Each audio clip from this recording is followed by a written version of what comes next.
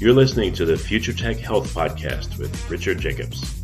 Until I reached age 40, I never realized the obvious, that we all have medical issues, or we at least have a family member or close relation that had, has, or will have them in the future. Medicine and biological systems are the final frontier.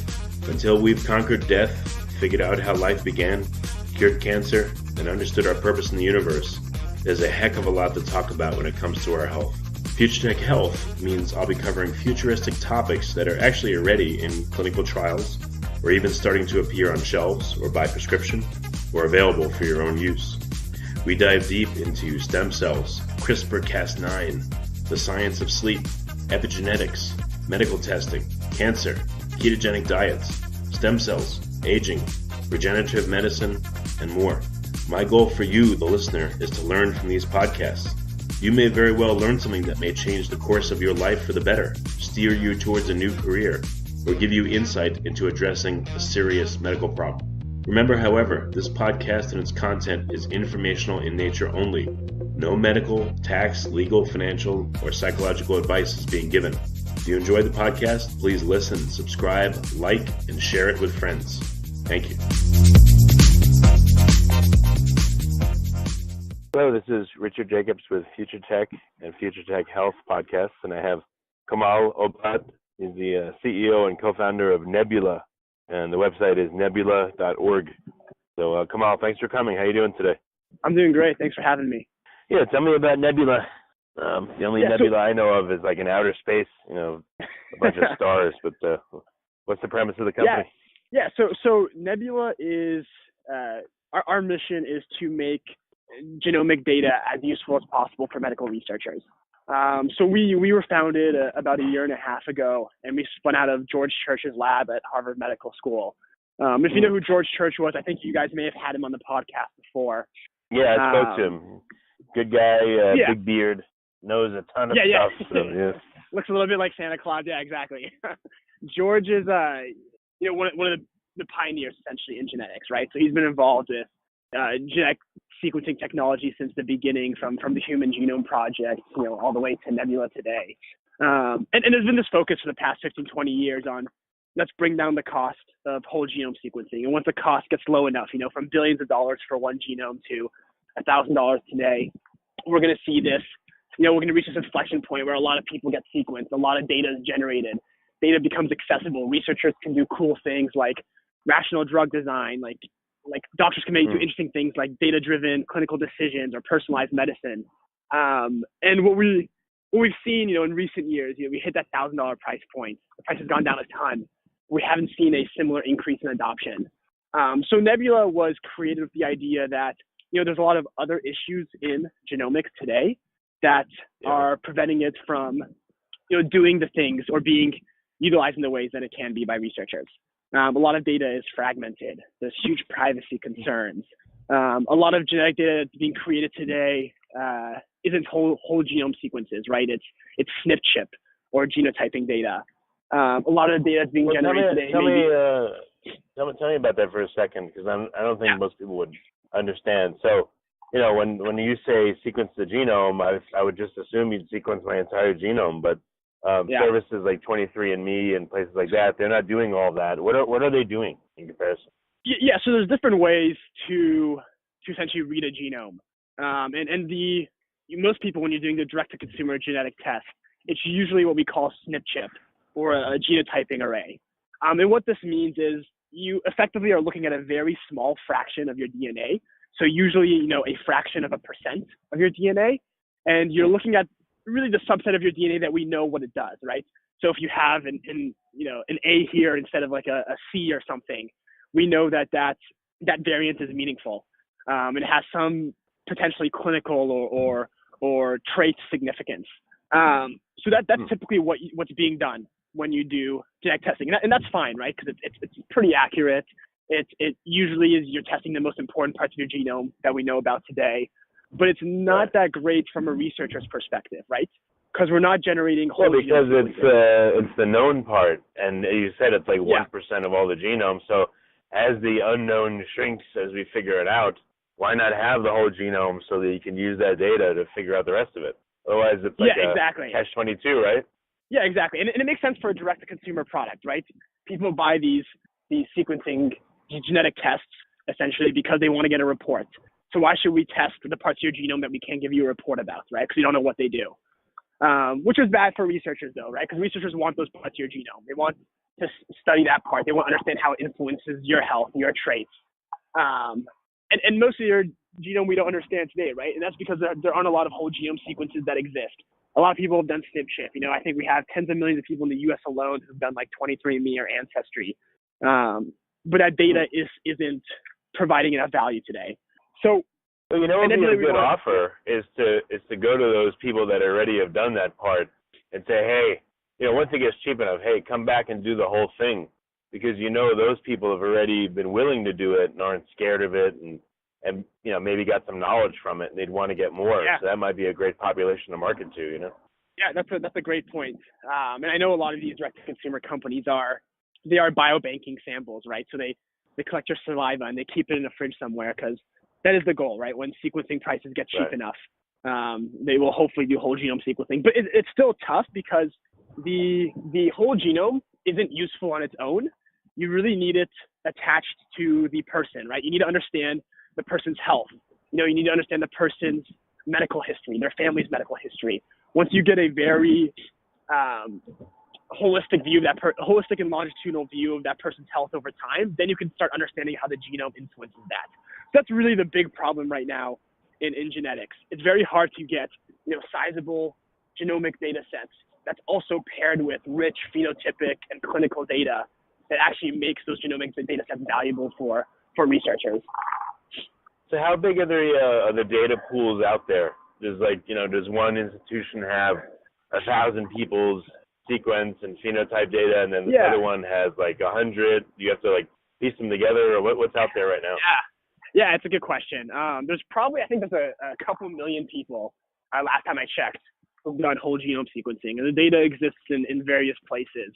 So there's some large data sets. You know, there's Genomics England, there's Genomics Ireland. They have on the order, I think, of hundreds of thousands of people who've done whole genome sequencing, right? And they have their medical histories and all that. And this is especially government-funded projects. You have UK Biobank. It's not whole genome sequencing, but it's similar. It's exome sequencing. They have 500,000 people. So there are data sets being generated. You had Decode around 10 years ago, right? I think they had around 1,500 or 2,500 whole genome sequences with rich clinical data that they paired it with. So there are data sets out there, but even hundreds of thousands, you know, you get into this issue of dimensionality, right? A genome is billions of base pairs. You know, hundreds of thousands of genomes, that still isn't enough, especially when you're looking at rare conditions. Like, let's say you want to understand a rare form of cancer or a rare disease. You're not going to find hundreds of thousands of genomes that exist for that disease. You'll go to the UK Biobank, you'll go to Genomics England, and you'll maybe find a dozen, right? So we've talked to a lot of these pharma companies. That's a big problem they have. When they're talking about doing genetic studies for rare diseases or genetic conditions, we're not at the point today when we're talking about, you know, let's get 100,000 genomes of people with, this tumor that responded to this drug or whatever. We're really just talking about why do that? Why not focus on the common variations instead? Because you're much more likely to sooner get that information, and that would tell you about the mechanisms of genetic change, you know, whatever they may be, or effect, and then go on to rarer stuff later. Yeah, I think a lot of interest right now is in, you know, when I say rare diseases, you obviously can't see me because it's a podcast, but I'm doing air quotes, because they're rare diseases, but they're still affecting, you know, millions of people, right? So they're diseases that have, you know, we think have high genetic components to them that we don't fully understand. And it's hard to get. Those are diseases where the genetic data is very valuable. It's very hard to get enough of it. And there's just so many barriers that make it hard to get enough genetic data. Some of it's regulatory, some of it's even cultural, right? People are scared of getting their genome sequenced. And this has been a recurring problem in industry for researchers, for biopharma. It's just that the data acquisition costs are so high. That's become a barrier to actually doing large-scale genomic data-driven research. Okay. Any mathematical modeling that's been done so you know your benchmarks? Oh, we need 3.5 million sequences in order to be able to determine X, Y, and Z? Do you know like what your goals are? That's a really good question. No, not that I know of. It's definitely possible somebody's done something like that. I'm not exactly sure what those numbers are. It's something I need to look up. Well, the reason why I say it is like you're saying, oh, we need more genome sequence and all that, but if you don't know, like you'd want to get to a milestone as soon as you could. Let's say the number was only 220,000 for a particular set of conditions, and you want to get there first, so you can publicize that. Say, hey, we've got enough data now to look at A, B, and C. But probably some mathematical modeling would do that for you, and to look at various things. I think you could probably do something like that for a lot of use cases, and it would work to give you a ballpark for what you need for statistical significance. But a lot of the stuff we're seeing in the space are researchers or biopharma paying a ton for genetic data, and they don't have a clear understanding of what the potential ROI is going to be. It's kind of like an analogy I use a lot. It's kind of like land speculation, right? You go out, you buy a big plot of land, and you start digging for gold or digging for oil, and you hope you find something. A lot of the genetic big data plays have kind of been like that, right? Where you talk to people in industry and they say things like, "Oh, we don't know if it was worth it. We don't know what they got out of it. They spent $500 million in this large genomic data set. Right. Maybe they got no return on that investment, right?" So a lot of it is in early days where we think researchers, there still isn't a clear sense of how to value these types of data sets. Should we just go out there and sequence a ton of people? There's some arguments, there are various arguments on this. Some researchers, some papers out there that say, at population scale, whole genome sequencing makes sense, right?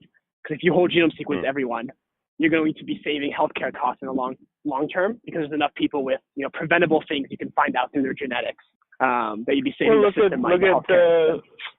Look at what we know already. We know so little, but yet we found useful information. How could we not benefit from knowing everything in the genome? It doesn't make any, it seems to make sense to me. Yeah, it seems to make sense, but there's still a lot of debate about it. There's a lot of debate if clinical grade, 30x whole genome sequencing at $1,000 is worth it to the average patient. And there's a lot of good arguments that maybe it's not worth it to the average patient. There's a lot of even insurance companies.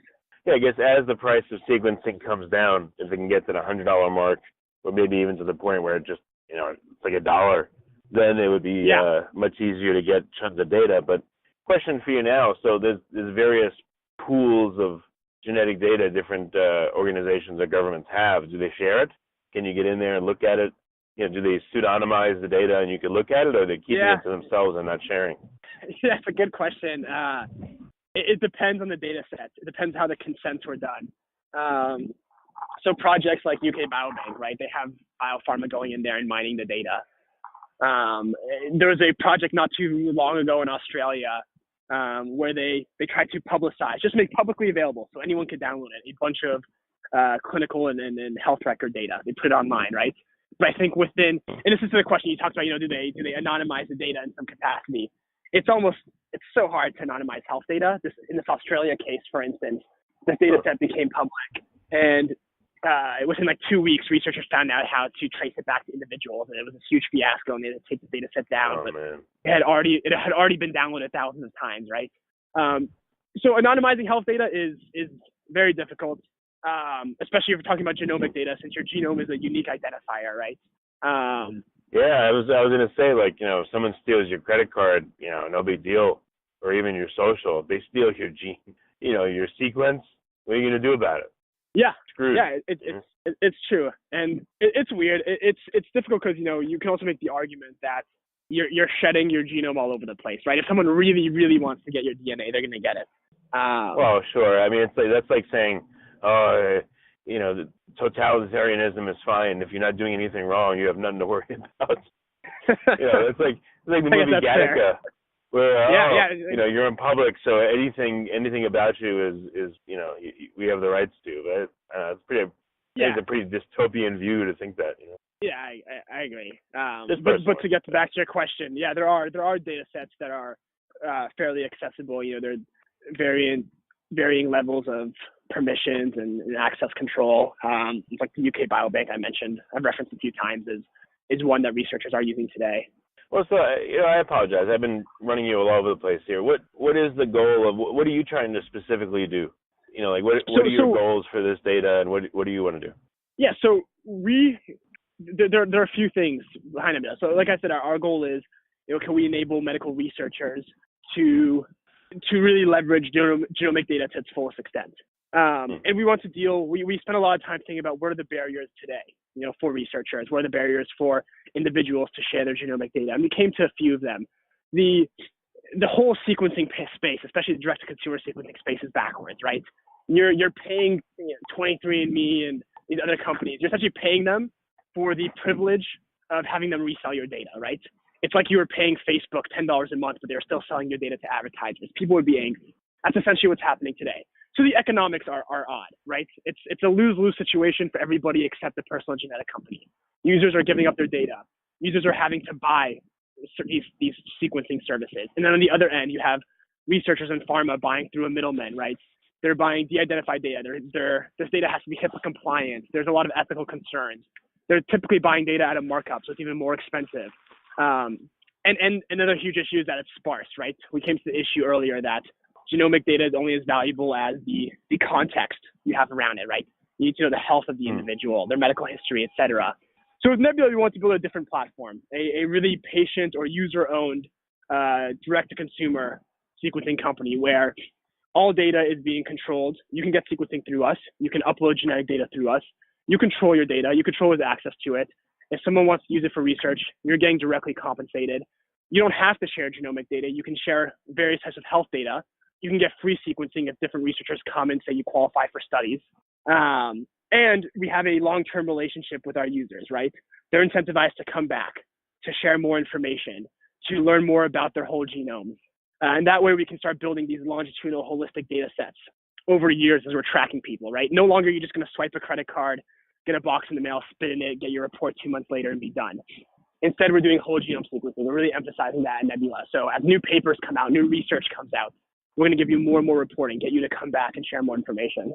And all of this is being done in a way that is revolving around user-owned data. There's no backdoor here. We built our platform with a ton of different types of encryption technologies to make sure that your data is super secure. We built our platform in such a way that Nebula doesn't have access to your data without your explicit consent.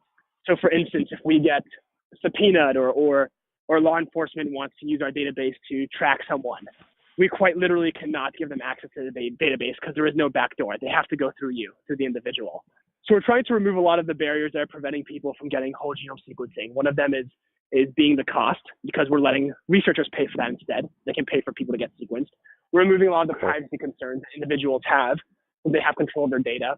We're removing the issue of sparse data sets that revolves around genetics, right? Instead of just having a very transactional, swipe a credit card, give someone your genome, answer a few questions, we're building long-term relationships. You can get paid for uploading more data, sharing more information. Researchers can recontact individuals to get them to upload even more information they want. And all these decisions belong to the patient, right? We're not a data broker. We're not selling any of the data. Well, you did say though that pseudonymizing the data is difficult.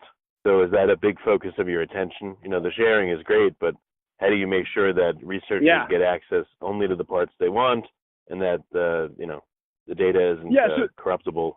Yeah, so there's a few things we're working on, and a lot of it revolves around different types of secure compute technologies. So there are ways to do analysis on data without ever exposing the plain text data.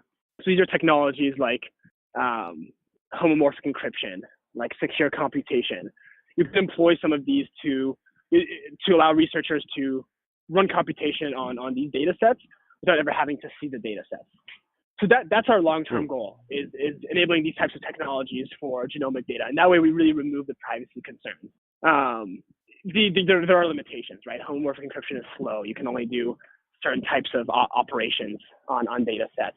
Secure computation, there's questions about how secure things like trusted enclaves or SGX really are. People are finding backdoors all the time. So there's a lot of work to be done in the future, but that's that's where we want to go eventually, is a complete full stack solution for aggregating, collecting health data, and computing on health data that doesn't compromise anybody's privacy, where no one has to see the data, no one can see the data except for the original data owner, who is our user. Okay. And I guess a question to make it even more difficult, unfortunately, is do you know of anyone that's able to sequence the epigenetic effects on the genome, methylation, et cetera? Can we see that with clinical grade or lab grade sequencing? So as far as I know, I don't think you can do that with traditional clinical grade whole genome sequencing. There are ways to sequence epigenetics, but it's not something we're doing today. But yeah, I agree. That's something that's super valuable. We want to get into different types of omic data, right? We want to get into panomic. We want to start doing proteomic. We want to start doing microbiome. All of this stuff is useful data that gives us a better understanding of what factors are influencing people's health, and then can eventually lead to better treatments. Well, I don't know if this is a valid theory or not, but I just wonder if epigenetic changes cause changes in the underlying genome. If they do, it's going to make things a lot more complicated. But that's just speculation. Yeah, I don't know. Yeah, I don't know. I'm not an expert on epigenetics at all. From what I've heard that that's not the case. That'd be a good question to ask George next time he's on your podcast. Yeah, I'll have to have him again. Yeah.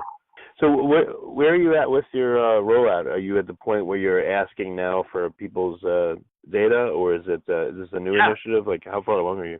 Yeah, so we launched almost 3 months ago. I think in 2 days it'll be 3 months, on the 15th. We launched November 15th.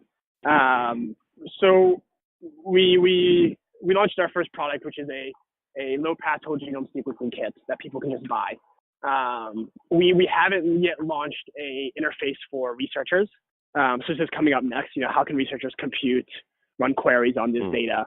Our first goal is really aggregating enough data that it's actually useful to researchers. So our platform lets people do a few things. One, you can get new sequencing through us. You can just pay for it, and you can get whole genome sequencing. 2, you can upload pre-existing genetic data. So let's say you've gone to another personal genomics company and you've done some form of genetic testing, whether it's SNP chip or whole genome sequencing. You can download that data, which they legally have to let you download, and then you can re-upload it to our platform. Or 3, the third option right now is you can just sign up. You can just answer questions, earn rewards for answering questions, health-related questions, and then we'll match you with researchers if you qualify for studies. So we're working with some pharma right now for some essentially pilots for studies they want to recruit for. And if you match with a researcher, you will have the opportunity to get the sequencing for free. Okay. Well, excellent. So we're rolling out. What's your goals over the next year or so? Where do you want to get to in terms of number of sequences or number of studies, or what are you looking at doing?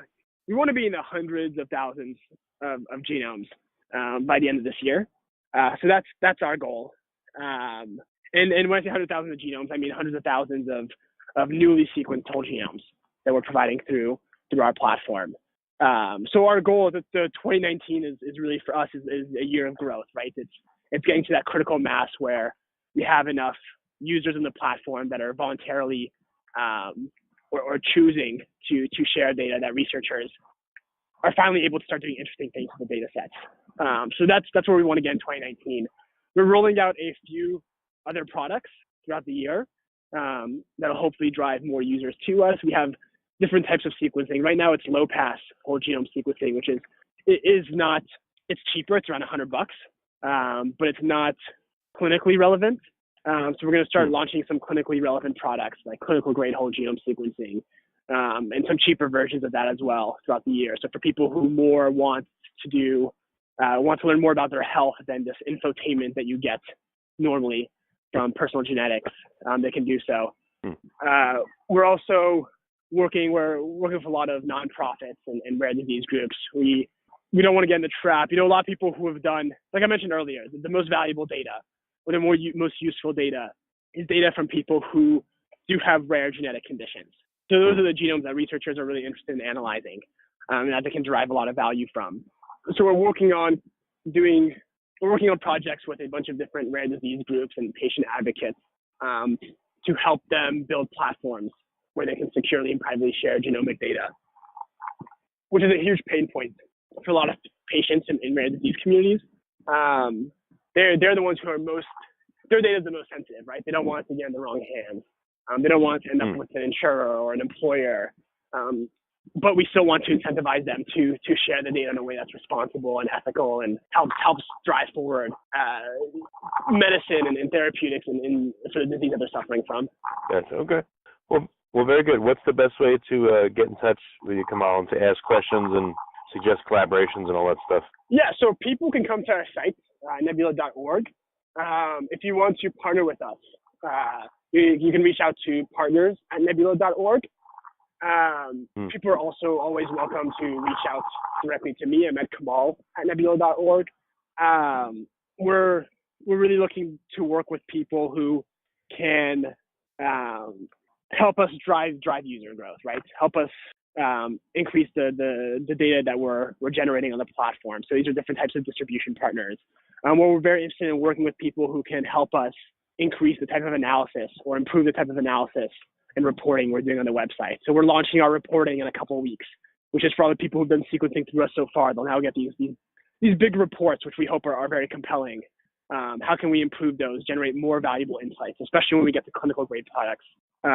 This is all stuff we're interested in talking to people about and working with them on. Okay. Well, very good. Well, Kamal, thank you for coming on, and I appreciate it. And I hope you end up with tens of millions of genomes that then can be used by researchers, because it's a big deal. Yeah, I appreciate that. Thanks for having me on.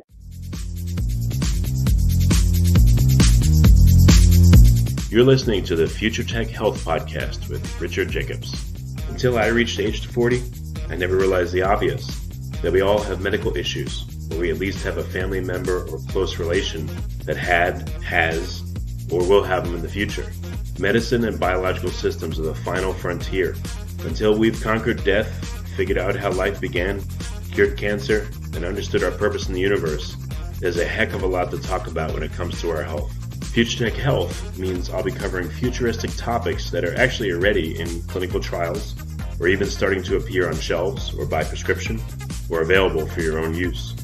We dive deep into stem cells, CRISPR-Cas9, the science of sleep, epigenetics, medical testing, cancer, ketogenic diets, stem cells, aging, regenerative medicine, and more. My goal for you, the listener, is to learn from these podcasts. You may very well learn something that may change the course of your life for the better, steer you towards a new career, or give you insight into addressing a serious medical problem. Remember, however, this podcast and its content is informational in nature only. No medical, tax, legal, financial, or psychological advice is being given. If you enjoyed the podcast, please listen, subscribe, like, and share it with friends. Thank you.